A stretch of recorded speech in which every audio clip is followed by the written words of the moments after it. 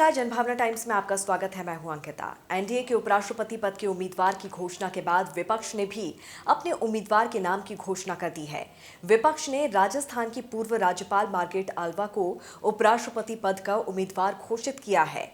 NCP प्रमुख शरद पवार ने Margaret Alva के नाम की घोषणा की। पवार ने आल्वा के नाम की घोषणा करते हुए कहा कि इस सर्वसम्मति से निर्णय के लिए 17 दल शामिल हैं। हमारी सामूहिक सोच है कि आल्वा मंगलवार को उपराष्ट्रपति का नामांकन दाखिल करेंगी।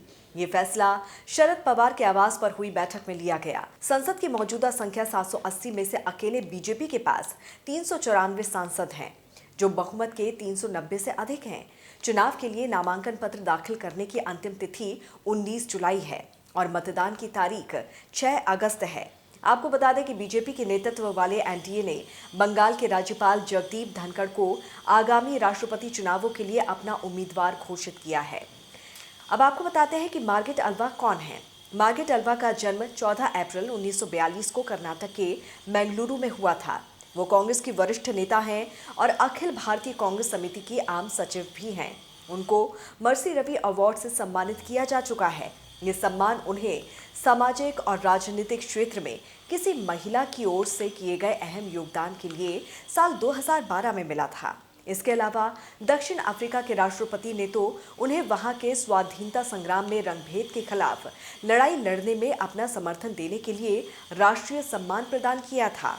80 साल की मार्ग्रेट आल्वा एक पूर्व कैबिनेट मंत्री हैं। आल्वा एक भारतीय राजनेता हैं जिन्होंने अगस्त 2014 में अपने कार्यकाल के अंत तक गोवा के 17वें राज्यपाल, गुजरात के 23वें राज्यपाल, राजस्थान के 20वें राज्यपाल और उत्तराखंड के 4थे राज्यपाल के रूप में कार्य किया।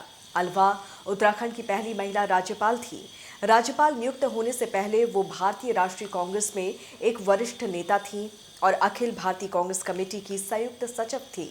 साल 1974 से 2004 तक भारतीय संसद की सदस्य के रूप में उन्होंने महिलाओं के अधिकारों को मजबूत करने के लिए 4 प्रमुख विधायी संशोधनों का समर्थन किया, जिसमें स्थानीय सरकार को अधिक शक्ति का हस्तांतरण और महिलाओं के लिए स्थानीय परिषद की 1/3 सीटों का आरक्षण शामिल है। 1974 में आल्वा का कांग्रेस के प्रतिनिधि के रूप में राज्यसभा में चयन किया गया था, जिसके दौरान उन्होंने 6 साल का कार्यकाल पूरा किया और फिर 1980, 1986 और 1992 में 3 बार 6 साल के लिए कार्यकाल के लिए फिर से चयनित की गई। उन्होंने संसदीय मामलों के मंत्रालयों और मानव संसाधन विकास मंत्रालय की एक शाखा, युवा और खेल और महिला के साथ ही बाल विकास के लिए केंद्रीय राज्य मंत्री के रूप में कार्य संभाला। 1999 में मार्ग्रेट आल्वा उत्तर कन्नड़ निर्वाचन क्षेत्र के लिए संसद सदस्य के रूप में 13वीं लोकसभा के लिए चुनी गई थी। 2004 और 2009 के बीच उन्होंने अखिल भारतीय कांग्रेस कमेटी के महासचिव के रूप में कार्य किया।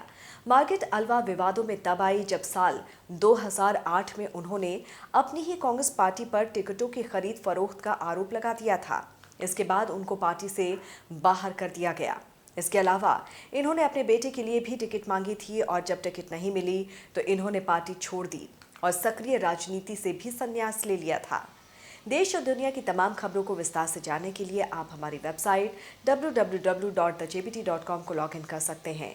जुड़े रहिए जनभावना टाइम्स के साथ। नमस्कार।